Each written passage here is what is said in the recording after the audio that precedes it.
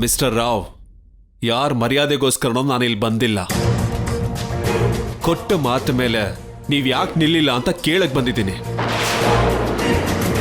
ಏನಾಯ್ತು sir?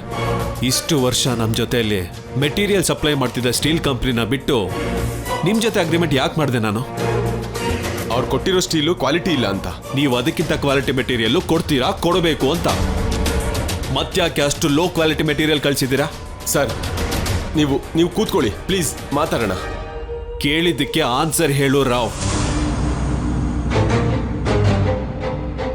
Sir, ನಿಮಗೆ ಕಳಿಸಿರೋ material ಕಡಿಮೆ ಕ್ವಾಲಿಟಿದೇನಲ್ಲ, ಸ್ಮಾಲ್ ಡಿಫ್ರೆನ್ಸ್ ಅಷ್ಟೇ. ಅದೇ ಆ ಡಿಫ್ರೆನ್ಸ್ ಯಾಕೆ ಅಂತ. ಸರ್, ನೀವು ಯಾವಾಗಲೂ ಟೈಮ್ ಅಂತೀರಿ, ಎಲ್ಲಾನು ಟೈಮಲ್ಲೇ ಆಗಬೇಕು ಅಂತಂತೀರಿ.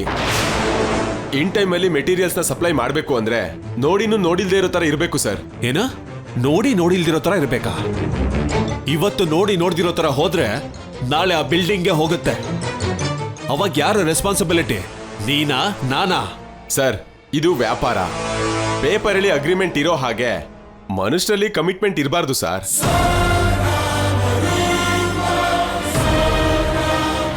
ಯಾರ್ಯಾರೋ ಯಾಕೆ ಸರ್, ಸುನಂದ ಮೇಡಮ್ನ ನೋಡಿ, ನಿಮ್ ಜೊತೆನೆ ಈಕ್ವಲ್ ಆಗಿ ಬಿಸ್ನೆಸ್ ರನ್ ಮಾಡ್ತಾ ಇದಾರಲ್ವಾ, ಅವ್ರಿಗೂ ಕೂಡ ನಾವೇ ಸಪ್ಲೈ ಮಾಡ್ತೀವಿ. ಮೇಡಮ್ ನಿಮ್ಮ ಹಾಗಲ್ಲ, ಯಾವುದನ್ನು ಹೆಚ್ಚು ತಲೆ ಕೆಡ್ಸ್ಕೊಳ್ಳಲ್ಲ.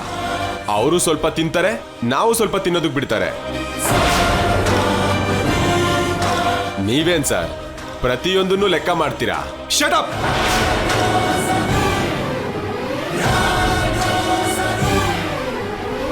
ಇನ್ನೊಂದು ಮಾತು ಮಾತಾಡಿದ್ರೆ ನಾನು ಏನ್ ಮಾಡ್ತೀನೋ ನನಗೆ ಗೊತ್ತಿಲ್ಲ. ಕ್ಯಾರೆಕ್ಟರ್ ಇಲ್ದಿರೋರ್ ಜೊತೆಲಿ ನನ್ನ ಕಂಪೇರ್ ಮಾಡ್ತಾ ಇದ್ಯಾ? ದುಡ್ಡು ಹೆಸರಿಗೋಸ್ಕರ ಮಿಡ್ಲ್ ಕ್ಲಾಸ್ ಅವರ ಕನಸನ್ನ ಸಾಯಿಸೋ ಮನುಷ್ಯರನ್ನ ನೋಡಿ ನಾನ್ ಕಲ್ತ್ಕೋಬೇಕಾ? ವಿರಾಟ್,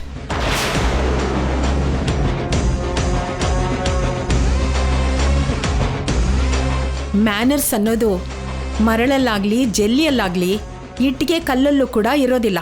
ನಾವು ನಡ್ಕೊಳ್ಳೋ ರೀತಿಲಿ ಮೊದಲು ಇರಬೇಕು. ವ್ಯಾಪಾರದಲ್ಲಿ ಯಾವ ಸ್ಥಾನದಲ್ಲಿದ್ದೀವಿ, ಯಾವ ಸಿಮೆಂಟಲ್ಲಿ ಮನೆ ಕಟ್ತಾ ಇದ್ದೀವಿ, ಯಾರಿಗೋಸ್ಕರ ಮಾಡ್ತಿದ್ದೀವಿ ಅಂತ ಗೊತ್ತಿದ್ರೆ ಸಾಲದು. ಯಾರ ಜೊತೆ ಮಾತಾಡ್ತಿದ್ದೀವಿ ಅಂತ ಕೂಡ ಗೊತ್ತಿರಬೇಕು. ಏನು ಅಷ್ಟಕ್ಕೂ ನೀನು ಬೇರೆಯವ್ರ ಕ್ಯಾರೆಕ್ಟರ್ ಬಗ್ಗೆ ಮಾತಾಡ್ತಿದ್ಯಾ? ಮೊದಲು ನಿನ್ನ ಕ್ಯಾರೆಕ್ಟರ್ ಏನಂತ ನಿಂಗೆ ಗೊತ್ತಾ?